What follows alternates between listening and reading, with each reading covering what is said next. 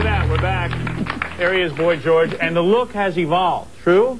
Well, yeah, I think that's the ticket. Boy George now with the short hair.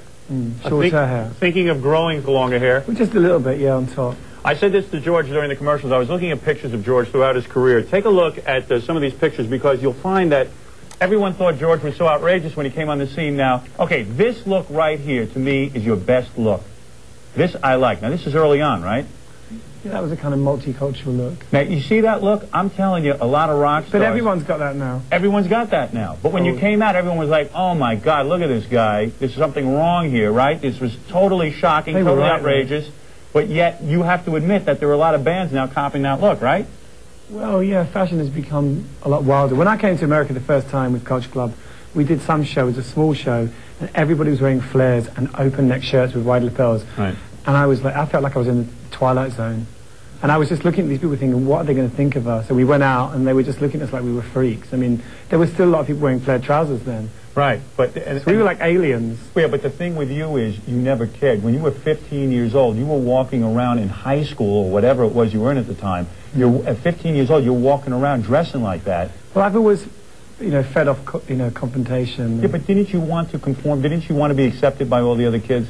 No, because I think people who conform are the ones that are insane. So you got to admit you're a pretty special person in the sense that you had the balls to go ahead and wear these kinds of clothes as a guy in high school. I know in high school, I only wanted to look like everyone else just so I wouldn't get hassled. I had a period of, trying to look like everybody else, trying to be like everybody else, and I think when I got to about the age of 11, I realized that it wasn't for me. I really wanted to get away from where I lived. Right. All I dreamt about was being somewhere else. I mean, I used to go and hang outside David Bowie's house in Beckenham. Just to be seen there? Not just to be seen there. There were a lot of other people like me there. A lot of freaks. Right. People that dressed up. So it was like being part of a family. Yeah. Now you have gone. Now you're a whole new look. Let me just talk about these shoes. Go ahead. Yes.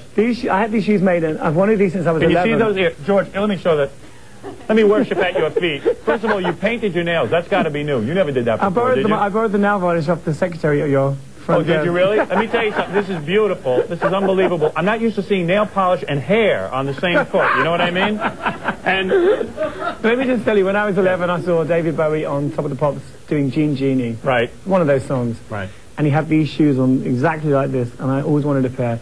And my mother wouldn't buy me them then, obviously, because she didn't want me to get beaten up. Right. But you would have worn those in high school. Oh, absolutely. I would have worn them. I wouldn't have taken them off. You would have gone to class. I mean, I don't know. Is there anybody else? I think that's tremendously brave now for a second. Either you were insane or you were brave, because to go to high school in that pair of what you would call pumps.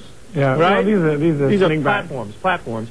To go to high school and that would be unbelievable. And the pants are unusual, but of course. Now, you've moved into the thing in the middle of the head, which I don't even know what that's called, but I want to find out when we come back. I want to take a break. Because now you've gone into a whole new look, right? This is kind of Nepali look. This is religious. You've become religious. A little bit. You've become conservative in a way. Oh, I don't know about that. See, I don't know. I got to think about this. When we come back, Boy George, Howard Stern interview. We'll be back right after these words. Yeah, I guess that's what we'll do. So anyway, here we are with Boy George. We're back. And, George, you're in the middle of a revival, in a sense, career-wise, because Crying Game has taken off. Well, it's done its course now, but it did very well for me. And, it was a total surprise because I haven't been in New York for 7 years. Right.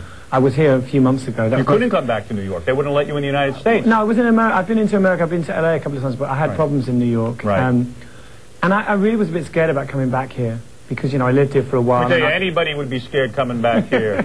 It's unbelievable. I can't there are bullets flying in the streets. I don't know if anybody knows that. Well, I was really scared about it. It was a bit like getting on the horse again. I was very scared. And funny enough, when I arrived back in New York for the first time in 7 years, I was so happy. And I'm really glad to be back, and I love it here. But you were walking, you can't be scared in New York because you walk around with an entourage of people. No, I don't. No, there's 20 people traveling. No. Who are these people? I don't go out on the street like this. I mean, when I go out, I just wear a T-shirt and a pair of trousers, and no one bothers me. And you don't attract attention? No. And you once said that you would rather drink tea than have sex? Is that true? Is that a true quote? Well, tea is more reliable. Here we go. For you today, with 30 tea bags in there. There you are. There is your tea. I might overdose. Very nice. You might overdose on that.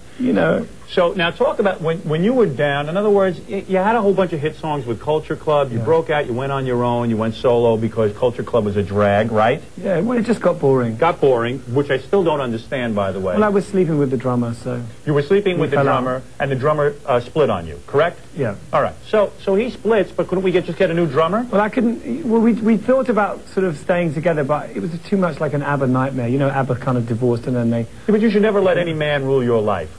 You should never allow anybody to have that much control over you. But it's so difficult to be in a band with someone that you've had a relationship with, and, you know, everything they do annoys you. It's like sort of living with your ex-wife. But you know that the drummer is the least important member of the band. I always like the drummers. You always like the drummers, but... Larry Mullen, U2, I mean, he's the main ingredient in U2. Attractive, you mean? The drummers are attractive? Yeah, they're attractive and they're sort of strong.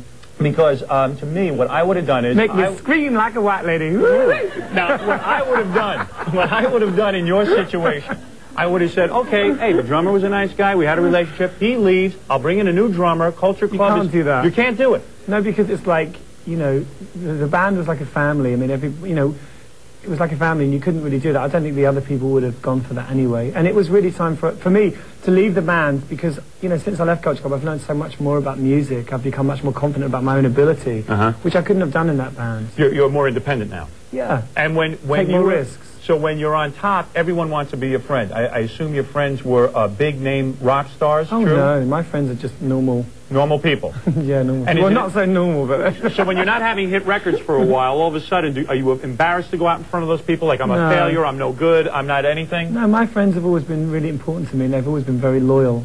I mean, I'm very loyal to my friends, so I think if you're loyal to your friends, you get that back. And no celebrity friends? I don't think I know that many famous people. You're kidding me? No. No pop stars in England you hang out with? Not really. And you know what else is amazing about you? Through all the looks, I never got a sense of your body. You always wear... You're not going to. No, but you know what I'm saying? You always wear the big outfits, right? You always drape yourself. True? I'm voluptuous. But I'm wondering, though, you're working out now, aren't you? Are you working out? Yeah, I walk every day. I mean, I'm not a sort of fitness fanatic. You're not a fitness fanatic? Do you eat special foods? You're a vegetarian? I'm a vegetarian, yeah. So you've lost a lot of weight, true? Yeah. I mean, you're in good shape. Yeah. And yet you would never wear anything clingy or tight. I like, you know, I like to sort of be able to move in my clothes. You like mystery, too? I like to be able to slip them off quickly, you know. I see. Well, this is fascinating. Now, I have failed to get to this dot in the middle of your head. I will find out if... But you're working your way up. I'm working my way up. Thankfully. I want to find out if this is... There you go. I want to find out if this is God, this dot in your head. I want to find out everything. Well, it represents the third eye. The third eye. We will talk about the third eye when we get back. The hit single Crying Game. Boy George is here, and we'll be back right after this on the Howard Stern interview. Have gone to a new look during commercial break. I don't know if anyone notices. George, I have the eye in the middle of my head, which means, you know what this means, of course, don't you? It means you can see more. No, it means I am a moron. And many people are very excited about this. But this symbol in the middle of your head, this is, you have thrown yourself into religion, am I correct? Not really. I mean, I'm very interested in all religions. I'm very interested in religion, full stop. I always have been since I was a kid.